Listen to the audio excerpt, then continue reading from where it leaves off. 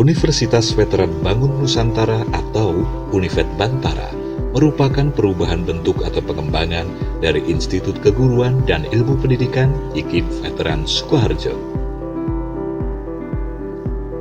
IKIP Veteran Sukoharjo didirikan oleh para veteran pejuang kemerdekaan Republik Indonesia pada 28 Maret 1968.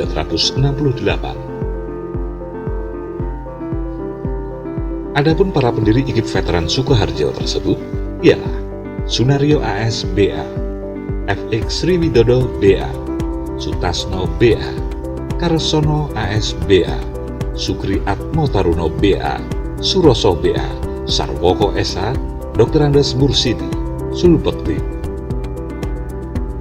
Pada mulanya, IKIP Veteran Sukoharjo merupakan cabang IKIP Veteran Jawa Tengah di Semarang dengan status terdaftar SK Dirjen Dikti tanggal 29 September 1969 nomor 174A garis miring DPT garis miring 1 garis miring 69. Dengan terbentuknya Yayasan Pembina Perguruan Veteran Sukoharjo, maka pada tanggal 9 November 1979 secara resmi IKIP Veteran Sukoharjo melepaskan diri dari IKIP Veteran Jawa Tengah Cabang Semarang.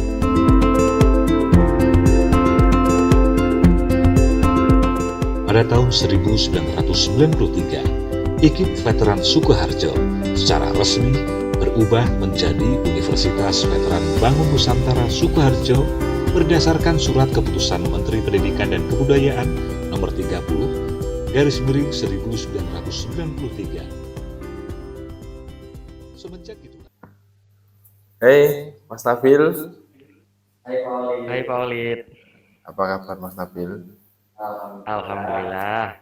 Baik, Pak. Sebelum kegiatan selanjutnya, nanti ya, sebelum kegiatan ini, mari kita berdoa dulu, ya. Oke. Biar nanti pada waktu acara kegiatan konseling individu ini berjalan dengan baik. Amin. Berdoa, silakan. Bismillah.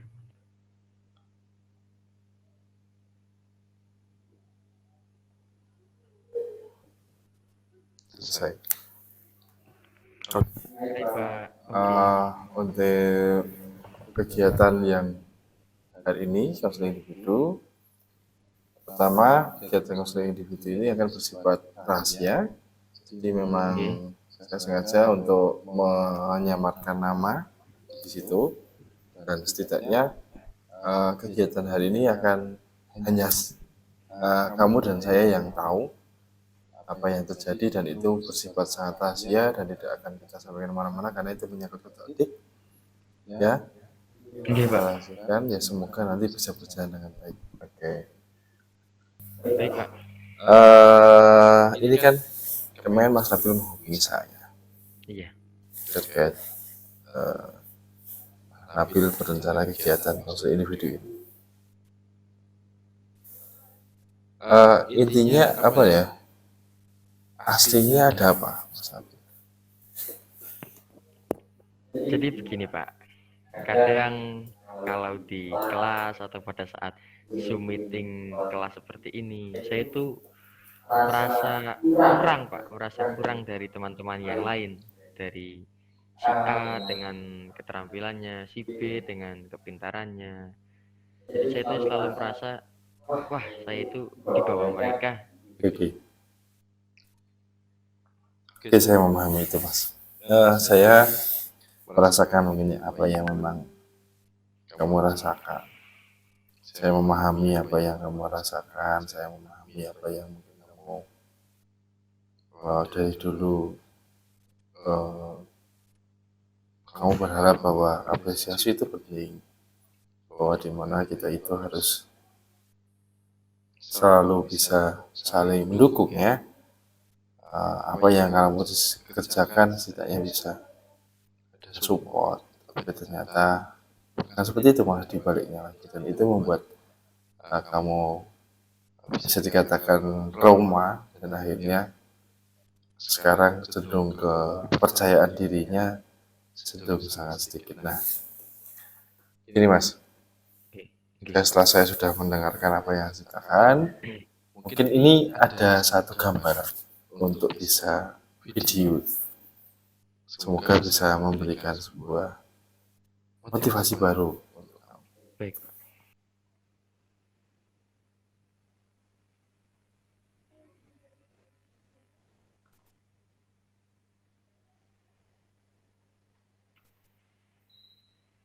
Oh, ini.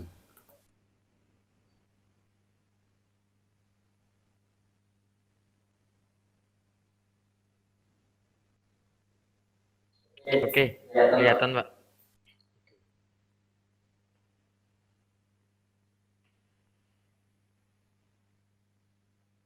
Ini udah 25 tahun lebih. 25 tahun lebih. Iya. Percaya nggak kalau ada Iya. sahabat saya nih yang mau saya hadirkan di rumah Michael Cara luar biasa, ini pernah tinggal di bekas kandang kambing bersama keluarganya. Iya. Nah, terus dia punya mimpi bisa kuliah di luar negeri dan akhirnya lulus S2 di Universitas Iya. Edinburgh, Skotlandia, Inggris. Iya.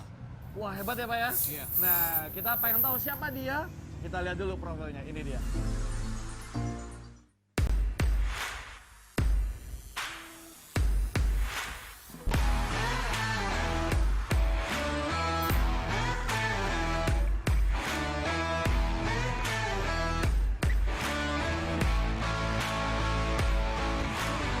Pernah tinggal di bekas kandang kambing bukan masalah bagi Angga Fauzan untuk mengenyam pendidikan setinggi-tingginya. Karena pria asal Boyolali, Jawa Tengah kelahiran 17 April 1994 ini bisa lulus S2 dari Universitas Edinburgh, Skotlandia.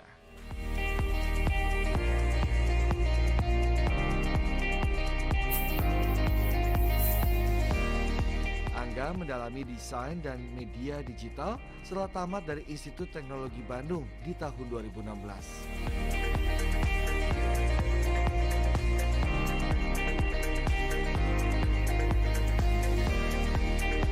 Kegigihan Angga bukan tanpa sebab. Setelah menjadi korban penggusuran di ibu kota tahun 2004, Angga bersama orang tuanya terpaksa pindah ke bekas kandang kambing di Boyolali. Inilah yang menjadi kekuatan Angga untuk mengubah nasib hidup keluarganya.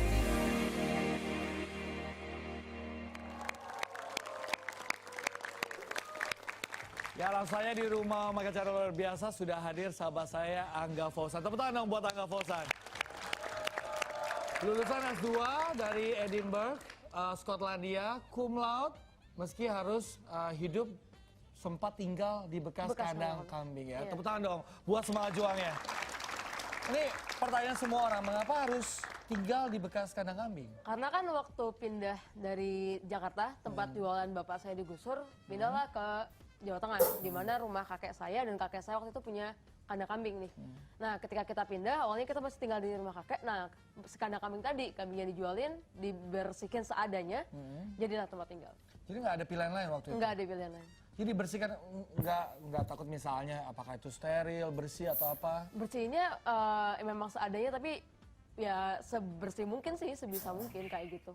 Tapi pasti ada bau-bau yang masih menyengat dong? Nggak tahu, udah lupa. Oh, udah lupa ya? Tapi waktu itu nggak terganggu dengan aktivitas sehari-hari? Enggak terganggu, karena memang semuanya udah dibersihin sampah-sampahnya dan sebagainya. Mungkin pemirsa dan juga penonton yang ada di rumah saya ini nggak dapat gambaran. Seperti apa sih sebenarnya denahnya waktu itu? Oh, boleh. Boleh, gambarin ya? Boleh, Yuk. boleh. Tepuk tangan dong buat Angga.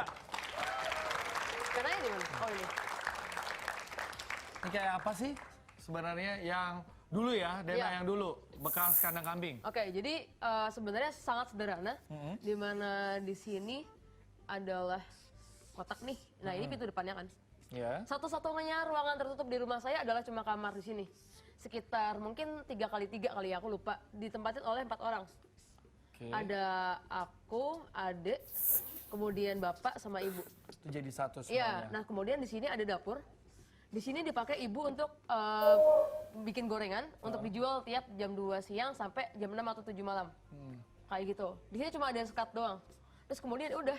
Sini Yang lainnya lost yang gitu lainnya ya? los. Di sini cuma ya kursi-kursi seadanya sama rak aku isiin sama buku-buku aku karena aku Nah, suka baca. waktu itu, mohon maaf, ini kira-kira lantai atau Yang ini lantainya tanah. Heeh. Yang ini udah kita semen tapi ya seadanya sih. seadanya? Seadanya. Terus tembok segala macam? Enggak, di sini semuanya triplek semua, kayu semua. Jadi kalau hujan ya bocor juga gitu. Udah bocor juga. Oke.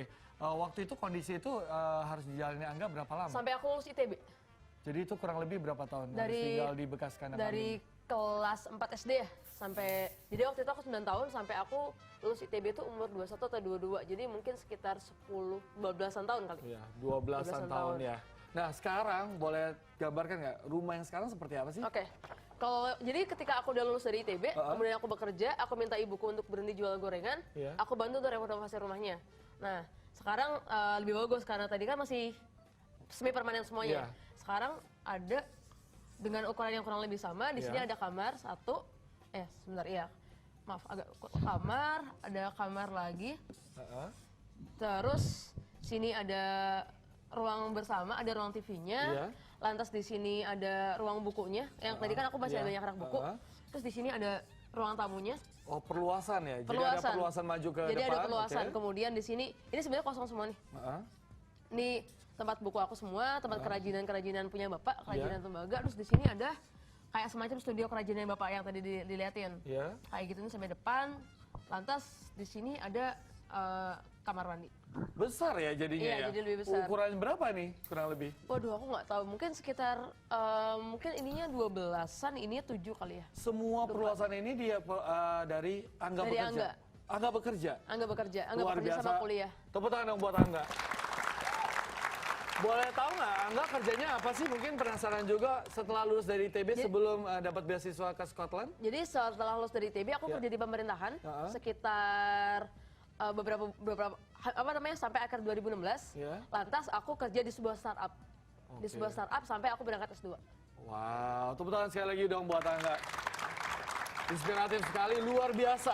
Nah, mungkin ada yang nggak dapat gambaran nih dari Dena yang digambarkan Angga. Kita ajak mungkin penonton dan pemirsa juga melihat ya. Oke. Ini ada foto-foto sebelum dan sesudah dari rumah Angga Fauzian. Ini dia. Wow, beda banget ya, beda jauh ya. Yang sebelum itu aku foto untuk apply beasiswa bidik misi masuk ke ITB. Jadi aku kuliah di ITB 4 tahun gratis. Yang sesudah ini sebelum aku kuliah sebenarnya kayaknya. Wow. Jadi sebenarnya sebelum kuliah ke UK ya. Iya, sebelum Sekarang udah sedikit lebih rapi lagi, lebih bagus. lagi. Itu juga dari Iya. kontribusi Angga juga. Iya, jadi aku ketika uang beasiswa aku kuliah di Inggris, aku sisihin juga untuk membangun rumah. Oke, luar biasa. Tepuk tangan sekali lagi buat Angga dong. Nih, Angga waktu pernah membayangkan nggak waktu pindah dari Jakarta ke Boyolali, kan tinggal di bekas kandang kambing. Ini Iya. ada bullying nggak sih? Sempat dirasakan nggak dari tetangga-tetangga, orang-orang sekitar? Oh banyak banget, jadi ketika misalkan aku pindah ke Jawa nih, pertama kalinya pindah ke Jawa, itu tuh teman-teman SD aku banyak banget yang kayak ngatain, ih kamu nggak bisa bahasa Jawa, ih kamu ibunya jualan gorengan jadi pembantu dan sebagainya, miskin dan sebagainya. Jadi selama kelas 4 sampai kelas 6 SD tadi tuh ya kayak gitu terus gitu loh. Jadinya memang itu yang aku harus hadapin selama 2,5 tahun. Kamu nggak ngerasa lebih. down? Down Merasa banget, sedih? down banget. Jadi kalau misalkan tiap pulang tuh aku sering nangis, kemudian mau pindah balik lagi sekolah ke Jakarta dan sebagainya, kayak gitu. Tapi ya nggak ada pilihan lain selain aku tetap belajar dan kemudian bisa dapat sekolah favorit biar tidak satu sekolah SMP sama teman-teman. Tepuk tangan dong buat Angga. Nah, ketika kamu dibully ya, Iya. dikata-katain gitu ya, itu kamu pernah membayangkan nggak kamu akhirnya bisa sekolah sampai ke luar negeri? Sebenarnya waktu itu aku lebih mikir untuk pembuktian sih, pembuktian bahwa suatu ketika aku bisa lebih dari yang sekarang kondisinya, bahwa aku bisa belajar dan kuliah setinggi-tingginya. Oke, untuk kesimpulan kegiatan konseling individu hari ini, intinya adalah jangan pernah jangan pernah berhenti untuk berekspresi dan lakukan apa yang memang itu baik dan bermanfaat, dan keluarkan kepercayaan dirimu, Mas, seperti apa yang dulu pernah kamu lakukan dulu, asalkan itu baik dan bermanfaat, lakukan, jangan sampai kita ngedown gara-gara orang lain, gitu ya. Iya Pak, pasti. Oke. Alhamdulillah, bangkit Pak. Oke, terima kasih untuk kamu, Mas. Untuk menutup kegiatan hari ini, mari kita, karena tadi sebelum kegiatan sudah kita berdoa, maka kita mengakhirinya juga dengan berdoa agar kegiatan ini bermanfaat, berjalan dengan baik ke depannya, dan kemudian hari apa yang sudah dilakukan hari ini bisa bermanfaat untuk kamu kemudian hari. Ya, Mari kita berdoa, mari kita berdoa, dipersilakan.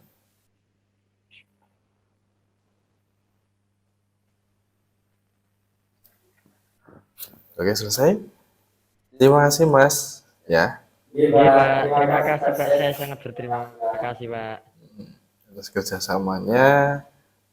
Kamu sudah menghubungi saya, artinya kamu percaya bahwa saya bisa menyelesaikan masalah ini, termasuk kepercayaan diri kamu, ya, bisa bisa memberikan masukan, dan saya senang karena kamu percaya kepada saya, terutama di bimbingan dan konseling. Ya, karena bagi saya adalah kunci dari masalah-masalah itu ada di panjenengan Pak. Kalau lihat Pak Aldi itu kayak wah kayaknya harus cerita ini masalah apa cerita gitu Pak. Oke, terima kasih ya. Mungkin itu Oke Pak, cukup sama-sama. cukup sehat-sehat selalu untuk kamu. Amin amin ya Allah. Sehat juga Pak Wali. Terima kasih. Assalamualaikum warahmatullahi Oke. wabarakatuh. Waalaikumsalam warahmatullahi wabarakatuh.